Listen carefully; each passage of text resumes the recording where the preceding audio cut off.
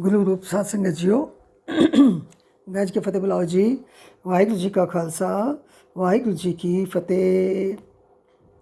ਧੰਨ ਧੰਨ ਸਾਹਿਬ ਸ੍ਰੀ ਗੁਰੂ ਤੇਗ ਬਹਾਦਰ ਜੀ ਮਹਾਰਾਜ ਦੀ ਜਨਮ ਸ਼ਤਾਬਦੀ ਦੇ ਪ੍ਰੋਗਰਾਮ ਦੇ ਅਧੀਨ ਅਸੀਂ ਗੁਰੂ ਇਤਿਹਾਸਕ ਵਿਚਾਰਾਂ ਕਰਦੇ ਹੋਏ ਇੱਥੇ ਤੱਕ ਪਹੁੰਚੇ ਸੀ ਕਿ ਗੁਰੂ ਮਹਾਰਾਜ ਦੀ ਸ਼ਹੀਦੀ ਤੋਂ ਬਾਅਦ ਦਿੱਲੀ ਦੇ ਕੀ ਹਾਲਾਤ ਸਨ ਅਤੇ ਉਹਨਾਂ ਦੀ ਦੇਹ ਦਾ ਸੰਸਕਾਰ ਕਿਸ ਤਰ੍ਹਾਂ ਕੀਤਾ ਗਿਆ।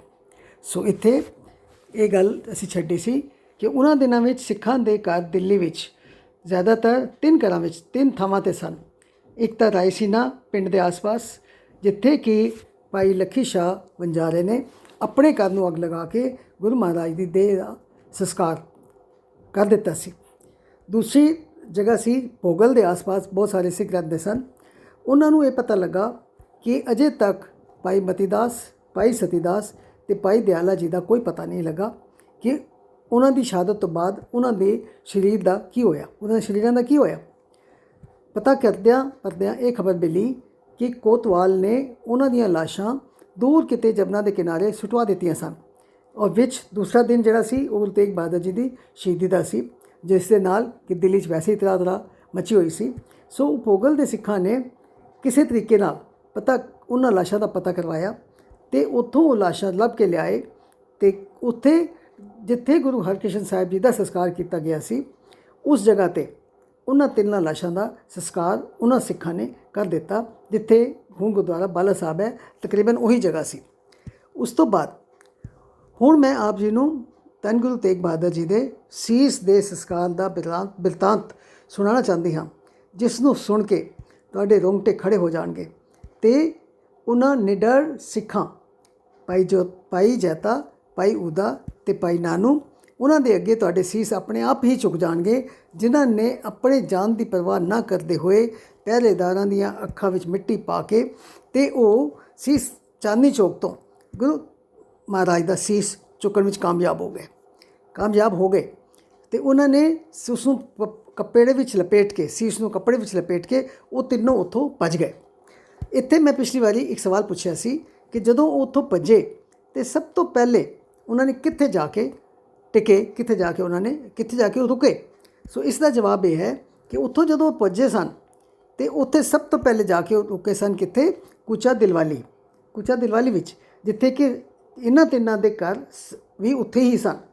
ਦੂਸਰੀ ਗੱਲ ਕਿ ਉਹ ਜਗ੍ਹਾ ਚਾਂਦਨੀ ਚੌਕ ਤੋਂ ਬਹੁਤ ਨੇੜੇ ਸੀ, ਉੱਥੇ ਪਹੁੰਚਣਾ ਆਸਾਨ ਸੀ ਅਤੇ ਆਪਣੇ ਘਰਾਂ ਦੇ ਵਿੱਚ ਜਾ ਕੇ ਉਹਨਾਂ ਨੂੰ ਲੱਗਿਆ ਕਿ ਅਸੀਂ ਜਲਦੀ ਨਾਲ ਇਸ ਮਹਾਰਾਜ ਦੇ ਸੀਸ ਨੂੰ ਛੁਪਾ ਲਵਾਂਗੇ, ਸਾਨੂੰ ਲੁਕਾਉਣਾ ਸੌਖਾ ਹੋ ਜਾਏਗਾ। ਸੋ ਭੱਜੇ ਕਿੱਥੇ ਪਹੁੰਚੇ? ਉਹ ਕੂਚਾ ਦਿਲਵਾਲੀ ਵਿੱਚ ਪਹੁੰਚੇ।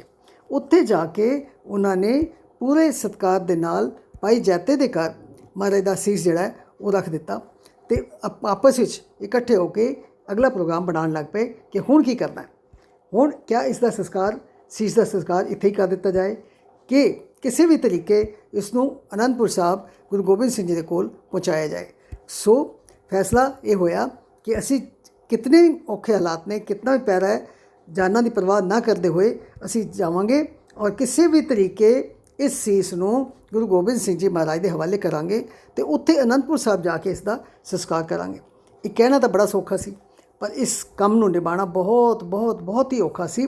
ਫਿਰ ਉਹਨਾਂ ਨੇ ਆਪਸ ਵਿੱਚ ਕੀ ਪ੍ਰੋਗਰਾਮ ਬਣਾਇਆ ਕਿ ਭਾਈ ਜੈਤਾ ਸੀਸ ਲੈ ਕੇ ਅੱਗੇ ਚਲੇਗਾ ਔਰ ਬਾਕੀ ਦੇ ਸਿੱਖ ਜਿਹੜੇ ਸਨ ਦੋਨੋਂ, ਉਹ ਅੱਗੇ ਪਿੱਛੇ ਹੋ ਕੇ ਸਪੇਸ ਬਦਲ ਕੇ ਰਖਵਾਲੀ ਕਰਨਗੇ ਅਤੇ ਜਦੋਂ ਵੀ ਕਿਤੇ ਲੋੜ ਪਏਗੀ ਉਹ ਫਿਰ ਮਦਦ ਕਰਨਗੇ, ਭਾਈ ਜੈਤੇ ਦੀ ਮਦਦ ਕਰਨਗੇ।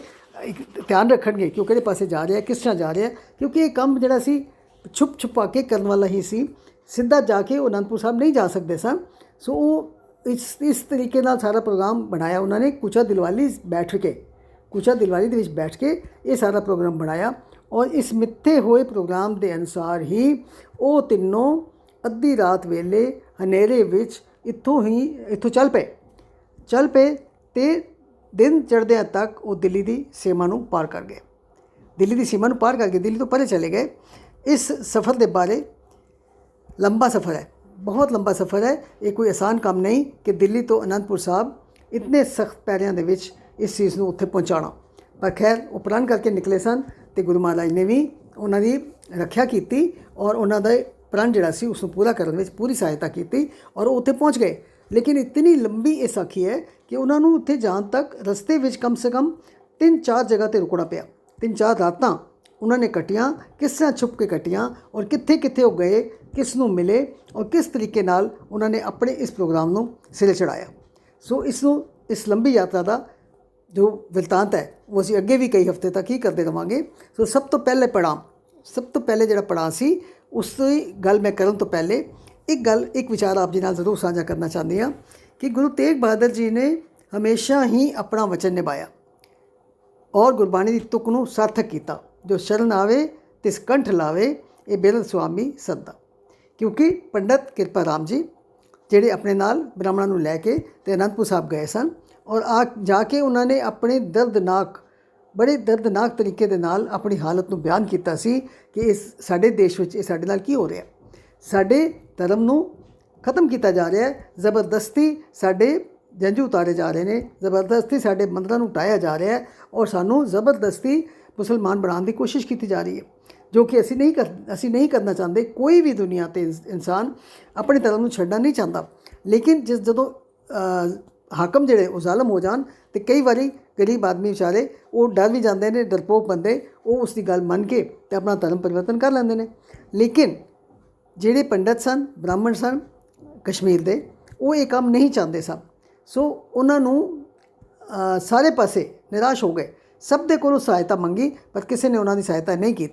तो फिर उन्होंने अमरनाथ की जो जी गुफा है उत्थों उन्होंने आवाज़ आई कि तुहाडे धर्म की रखिया अगर कोई कर सकता है तो इस वक्त गुरु नानक की गद्दी ते जिहड़े गुरु बैठे ने, 9वें गुरु तेग बहादुर जी, वही तुहाडी मदद कर सकते हैं, तो उन्होंने कोल जाओ। सो सारे पासों निराश होके वो कित्थे गए, सगल द्वार को छाड़ के गए हो तुहारो द्वार, सारियां पासों उम्मीद हटा के ते वो पहुँचे गुरु तेग बहादुर जी के कोल। सो उस गल नूं मैं लंबा ना करा। सो गुरु तेग बहादुर जी अपने सुभाਅ के हिसाब नाल जो शरण आवे तिस कंठ लावे, उन्होंने शरण आयां की लाज रखी। उन्होंने वायदा किया कि मैं अपनी जान की परवाह नहीं कराँगा, लेकिन तुहाडे धर्म नूं जरूर बचाने की कोशिश कराँगा। सो पंडित कृपा राम जिहड़ा एक बारी उत्थे गया, वो मुड़ के गुरु घर तो अलग नहीं होया। ये गल बड़ी जानने वाली, मैं अगे कभी नहीं पढ़िया सी, लेकिन हुण मैं इतिहास पढ़िया, मैं हैरान हो गई कि वो पंडित कृपा राम गुरु तेग बहादुर जी की शहीदी होती है 1675 विच, लेकिन उस तो बाद वो हमेशा ही गुरु घर नाल जुड़िया रहा। शहीदी तो बाद भी वो गुरु घर दे नाल जुड़िया रहा और हमेशा गुरु गोबिंद सिंह दे नाल ही रहा। और सब तो वड्डी गल जो मैं पढ़ के हैरान हो गई कि 1699 दी विसाखी नूं जदों गुरु गोबिंद सिंह जी ने खालसा पंथ की साजना की तो लोगों को अमृत छकाया 5 प्यारे तो बाद। फिर उस तो बाद कई हज़ार लोगों ने उत्थे अमृत छकिया सी ते पंडित कृपा राम ने भी उन्हां विच अमृत छकिया सी। उस दिन उसने अमृत छकिया सी। वो उस तो बाद कभी भी गुरु घर तो अलग नहीं होया, हमेशा गुरु घर ही रहा और गुरु गोबिंद सिंह जी का बड़ा निकटवर्ती वो सिख बन गया सी। और अंत विच चमकौर की जंग में जाके उस पंडित कृपा राम ने शहीदी पाई। सो कहने का मतलब है कि गुरु तेग बहादुर जी ने जे शरण आए की लाज रखी तो जिहड़ा शरण आया वो भी हमेशा वास्ते वो गुरु का ही हो गया और उत्थे ही हो रहा। सो वो 1699 विच उसने अमृत छकिया तो उस तो बाद गुरु गोबिंद सिंह के नाल ही हमेशा रहा और अखीर में जाके उसने चमकौर की जंग में उसने शहीदी पाई। सो ये पढ़ के मैंने बड़ी हैरानी हुई कि वैसे भी गुरु तेग बहादुर जी की जीवन यात्रा विचों सानू बहुत सारे लोग, बहुत सारे सिख इहो जिहे मिलते हैं जिन्हां ने महाराज की आस रखी, महाराज के अगे श्रद्धा रखी, उन्होंने दर्शनों की इच्छा प्रगट की। दूर दूर जाके भी महाराज ने उन्होंने दर्शन दिते और उन्होंने इच्छावां जिहड़ियां पूरी कीतियां। वो पूरियां नहीं कीतियां, वो पूरियां ही कीतियां। जिथे भी गए उन्होंने उन्होंने श्रद्धावान सिखां दीयां इच्छावां जरूर पूरियां कीतियां। कि गुरु तेग बहादुर जी ने हमेशा ही गरीबां, मजलूमां ते निमाणियां नूं गल ला के शरण आए की लाज तो रखी ही, पर दूर दुराडे बैठे श्रद्धावान सिखां की दर्शनां की इच्छा भी पूरी की। भावें वो आगरे की माई देसा होवे या ससा राम विच रहण वाला चाचा फग्गू होवे या पटने का भगत जैता ते होर भी अनेक ऐसे श्रद्धावान सिख जिन्हां ने भी दिल नाल महाराज नूं याद किया। सो महाराज उत्थे पहुँचे तो दर्शनां की सिख उन्हां दी दर्शनां की इच्छा जिहड़ी है वो पूरी की। ਸੋ ਗੁਰੂ ਮਹਾਰਾਜ ਦਾ ਸੁਭਾਅ ਹੀ ਇਸ ਤਰ੍ਹਾਂ ਦਾ ਸੀ ਕਿ ਹਮੇਸ਼ਾ ਹੀ ਉਹ ਸ਼ਰਧਾਵਾਨ ਸਿੱਖਾਂ ਦੇ ਨਾਲ ਕੀਤੇ ਹੋਏ ਵਚਨ ਨੂੰ ਪੂਰਾ ਕਰਦੇ ਸਨ ਅਤੇ ਉਹਨਾਂ ਨੂੰ ਦਰਸ਼ਨ ਦੇ ਕੇ ਉਹਨਾਂ ਨੂੰ ਨਿਹਾਲ ਕਰਦੇ ਸਨ। ਇਸੇ ਤਰ੍ਹਾਂ ਇੱਕ ਦਿਨ ਦੀ ਗੱਲ ਹੈ ਕਿ ਅਨੰਦਪੁਰ ਸਾਹਿਬ ਵਿੱਚ ਦੀਵਾਨ ਲੱਗਾ ਹੋਇਆ ਸੀ। ਮਹਾਰਾਜ ਗੁਰਗੱਦੀ 'ਤੇ ਵਿਰਾਜਮਾਨ ਸਨ। ਬਹੁਤ ਸਾਰੀ ਸੰਗਤ ਦੂਰੋਂ ਦੂਰੋਂ ਆਈ ਹੋਈ ਸੀ।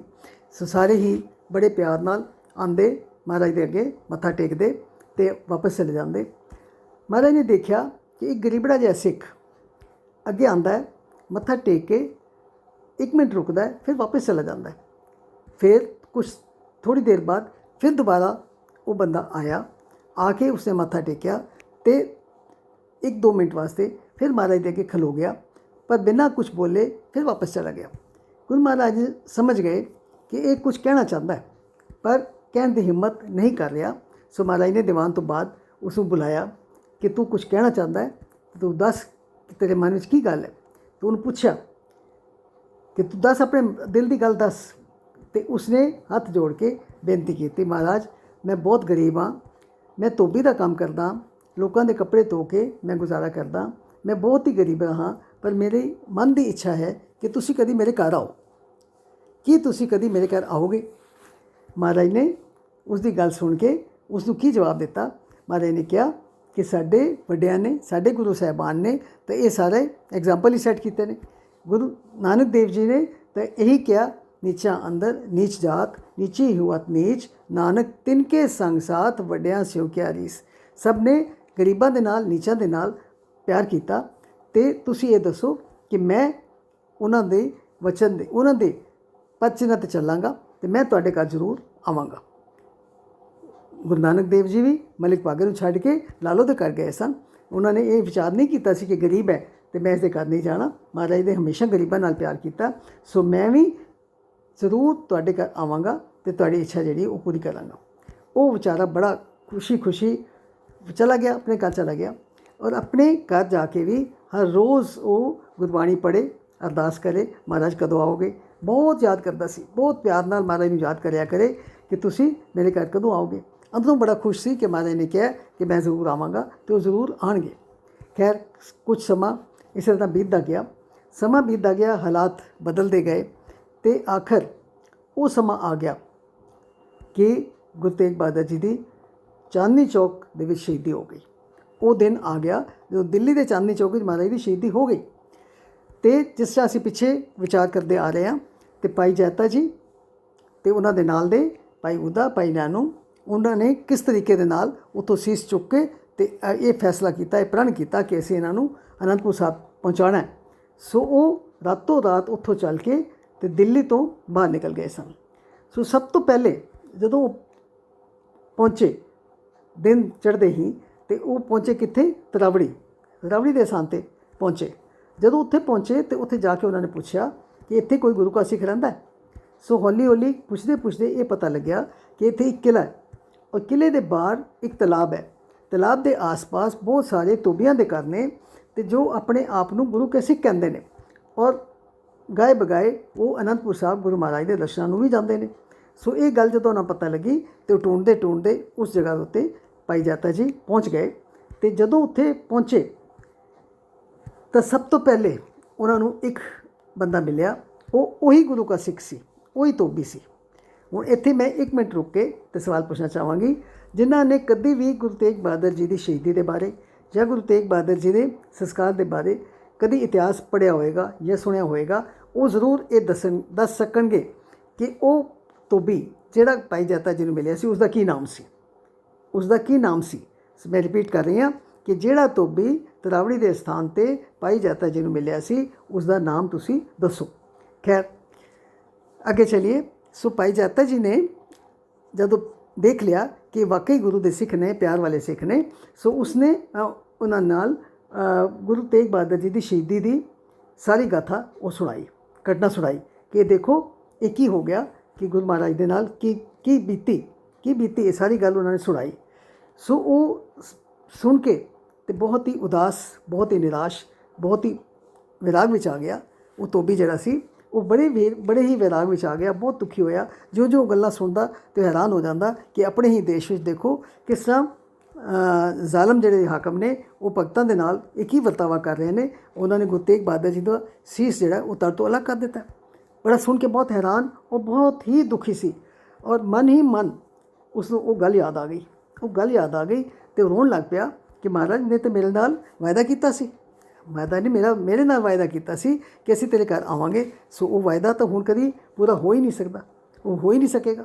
ਸੋ ਇਹ ਗੱਲ ਉਹਨਾਂ ਨੇ ਉਸ ਧੋਬੀ ਨੇ ਭਾਈ ਜਾਤਾ ਜੀ ਨੂੰ ਵੀ ਦੱਸੀ ਕਿ ਮੇਰੇ ਮਨ ਵਿੱਚ ਕੀ ਵਿਚਾਰ ਚੱਲ ਰਿਹਾ ਕਿ ਮਹਾਰਾਜ ਨੇ ਮੈਨੂੰ ਕਿਹਾ ਸੀ ਕਿ ਅਸੀਂ ਤੇਰੇ ਘਰ ਆਵਾਂਗੇ ਅਤੇ ਤੇਰੇ ਘਰ ਜ਼ਰੂਰ ਆਵਾਂਗੇ। ਸੋ ਮੈਂ ਤਾਂ ਉਸ ਉਮੀਦ 'ਤੇ ਹੀ ਜੀ ਰਿਹਾ ਸੀ। ਸੋ ਉਹ ਰੋਈ ਜਾਏ ਅਤੇ ਨਾਲ ਨਾਲ ਉਸ ਗੱਲ ਨੂੰ ਯਾਦ ਕਰੀ ਜਾਏ। ਉਹਦੀ ਗੱਲ ਸੁਣ ਕੇ ਭਾਈ ਜਾਤਾ ਜੀ ਨੇ ਉਸ ਨੂੰ ਇਹ ਕਿਹਾ ਕਿ ਇਹ ਸਿੱਖਾ, ਤੂੰ ਨਿਰਾਸ਼ ਨਾ ਹੋ, ਤੂੰ ਨਿਰਾਸ਼ ਨਾ ਹੋ, ਤੂੰ ਰੋ ਨਾ, ਤੂੰ ਮੇਰੀ ਗੱਲ ਧਿਆਨ ਨਾਲ ਸੁਣ, ਤੂੰ ਮੇਰੀ ਗੱਲ ਨੂੰ ਧਿਆਨ ਨਾਲ ਸੁਣ ਕਿ ਗੁਰੂ ਮਹਾਰਾਜ ਨੇ ਆਪਣਾ ਵਚਨ ਪੂਰਾ ਕੀਤਾ। ਉਹ ਹੈਰਾਨ ਹੋ ਗਿਆ ਕਿ ਵਚਨ ਕਿਸ ਤਰ੍ਹਾਂ ਪੂਰਾ ਕੀਤਾ, ਹੁਣ ਜਦ ਉਹ ਸੰਸਾਰ 'ਤੇ ਰਹੇ ਹੀ ਨਹੀਂ ਅਤੇ ਉਹ ਆਪਣਾ ਵਚਨ ਕਿਵੇਂ ਪੂਰਾ ਕਰਨਗੇ। ਸੋ ਭਾਈ ਜਾਤਾ ਜੀ ਨੇ ਕਿਹਾ, ਨਹੀਂ, ਤੂੰ ਧਿਆਨ ਨਾਲ ਮੇਰੀ ਗੱਲ ਸੁਣ, ਗੁਰੂ ਮਹਾਰਾਜ ਨੇ ਆਪਣਾ ਵਚਨ ਪੂਰਾ ਕੀਤਾ ਹੈ, ਤੂੰ ਵੇਖ ਗੁਰੂ ਮਹਾਰਾਜ ਤੇਰੇ ਘਰ ਤੈਨੂੰ ਦਰਸ਼ਨ ਦੇਣ ਆਏ ਨੇ। ਬੜਾ ਹੈਰਾਨ ਕਿ ਇੱਕ ਸਿੱਖ ਜਿਹੜਾ ਇਹ ਕਿਹੋ ਜਿਹੀਆਂ ਗੱਲਾਂ ਕਰਦਾ ਹੈ, ਕਿਹੋ ਜਿਹੀਆਂ ਗੱਲਾਂ ਕਰਦਾ ਪਿਆ। ਸੋ ਜਦੋਂ ਭਾਈ ਜਾਤਾ ਜੀ ਨੇ ਟੋਕਰੀ ਤੋਂ ਉੱਪਰੋਂ ਕੱਪੜਾ ਚੁੱਕਿਆ ਅਤੇ ਉਸ ਦਾ ਦਰਸ਼ਨ ਕਰਕੇ ਉਸ ਦਾ ਸਰੀਰ ਕੰਬ ਜਾਂ ਲੱਤਾਂ ਕੰਬਣ ਲੱਗ ਪਈਆਂ, ਪੁੱਬਾਂ ਨਿਕਲ ਗਈਆਂ, ਉੱਚੀ ਉੱਚੀ ਰੋਣ ਲੱਗ ਪਿਆ ਅਤੇ ਨਾਲ ਨਾਲ ਕੀ ਕਹੀ ਜਾਏ, ਨਾਲ ਨਾਲ ਕਹੀ ਜਾਏ, ਹੇ ਸੱਚੇ ਪਾਤਸ਼ਾਹ, ਧੰਨ ਗੁਰੂ ਤੇਗ ਬਹਾਦਰ, ਧੰਨ ਗੁਰੂ ਤੇਗ ਬਹਾਦਰ ਜੀ, ਸੱਚੇ ਪਾਤਸ਼ਾਹ ਜੀ ਮੈਨੂੰ ਮਾफ़ ਕਰ ਦੇਣਾ। ਮੈਂ ਡੋਲ ਗਿਆ ਸੀ, ਮੈਂ ਤੁਹਾਡੇ ਵਚਨ ਉੱਤੇ ਸ਼ੰਕਾ ਕੀਤਾ, ਪਰ ਧੰਨ ਤੁਸੀਂ ਹੋ, ਧੰਨ ਤੁਸੀਂ ਹੋ, ਤੁਸੀਂ ਆਪਣਾ ਵਚਨ ਨਿਭਾਇਆ ਅਤੇ ਤੁਸੀਂ ਸ਼ਹੀਦੀ ਤੋਂ ਬਾਅਦ ਵੀ ਦਰਸ਼ਨ ਦੇਣ ਵਾਸਤੇ ਮੇਰੇ ਘਰ ਆਏ ਹੋ। ਉਸਨੇ ਆਪਣੇ ਘਰ ਲੈ ਗਿਆ। ਆਪਣੇ ਘਰ ਜਾ ਕੇ ਬੜੇ ਸਤਿਕਾਰ ਦੇ ਨਾਲ ਉਸਨੇ ਕੀ ਕੀਤਾ, ਆਪਣੇ ਘਰ ਦੇ ਵਿੱਚ ਅੰਦਰ ਇੱਕ ਮਿੱਟੀ ਦੇ ਖੱਡਾ ਖੋਦਿਆ, ਇੱਕ ਖੱਡਾ ਖੋਦਿਆ ਅਤੇ ਉਸਦੇ ਵਿੱਚ ਉਸ ਟੋਕਰੀ ਨੂੰ ਰੱਖਿਆ। ਉਸਦੇ ਉੱਪਰ ਇੱਕ ਪਲੰਗ ਵਿਛਾ ਦਿੱਤਾ, ਚਿੱਟੀ ਚਾਦਰ ਵਿਛਾ ਦਿੱਤੀ ਤਾਂ ਕਿ ਕਿਸੇ ਨੂੰ ਸ਼ੱਕ ਨਾ ਪਏ ਕਿ ਇੱਥੇ ਪਲੰਗ ਦੇ ਥੱਲੇ ਕੀ ਹੈ, ਕਿਉਂਕਿ ਸਾਰੇ ਹਾਲਾਤ ਉਹ ਸੁਣ ਚੁੱਕਾ ਸੀ। ਉਸ ਨੂੰ ਪਤਾ ਸੀ ਕਿ ਜੇ ਪਤਾ ਲੱਗ ਜਾਏਗਾ ਅਤੇ ਉਹ ਜਿਹੜੇ ਸੀ ਉੱਥੋਂ ਦੇ ਪਹਿਰੇਦਾਰ ਉਹ ਆ ਜਾਣਗੇ, ਮੈਨੂੰ ਵੀ ਫੜ ਲੈਣਗੇ ਅਤੇ ਮਹਾਰਾਜ ਦਾ ਸੀਸ ਜਿਹੜਾ ਉਹ ਲੈ ਜਾਣਗੇ ਅਤੇ ਫਿਰ ਉਸਦੀ ਬੇਇੱਜ਼ਤੀ ਕਰਨਗੇ।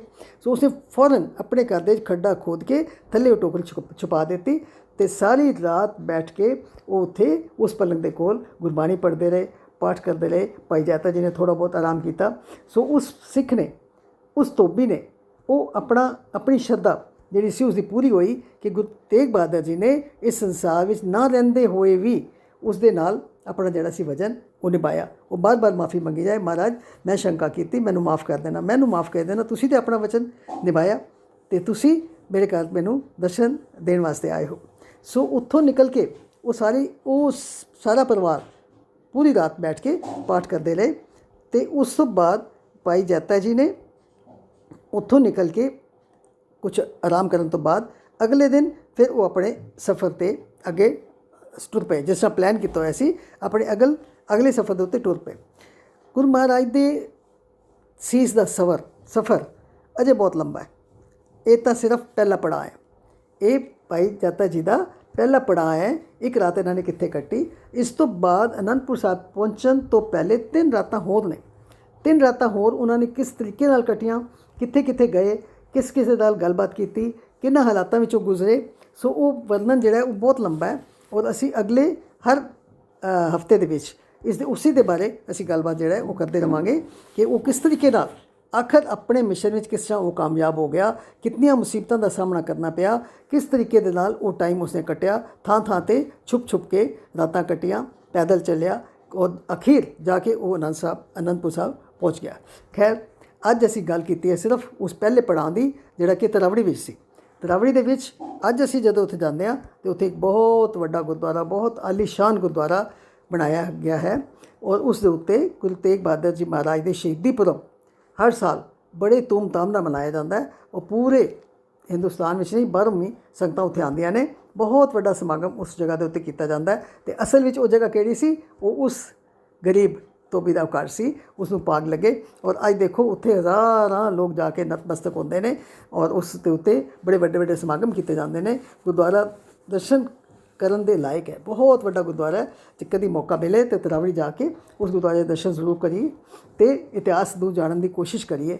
ਜਿਉਂ ਅਸੀਂ ਇਤਿਹਾਸ ਦੀਆਂ ਪਰਤਾਂ ਨੂੰ ਖੋਲ੍ਹਦੇ ਹਾਂ ਅਤੇ ਕਈ ਬੜੀਆਂ ਗੱਲਾਂ ਸਾਨੂੰ ਜਿਹੜੀਆਂ ਨੇ ਉਹ ਨਜ਼ਰ ਆਉਂਦੀਆਂ ਨੇ, ਪਰ ਅਸੀਂ ਕਦੀ ਇਤਿਹਾਸ ਪੜ੍ਹਨ ਦੀ ਕੋਸ਼ਿਸ਼ ਨਹੀਂ ਕਰਦੇ।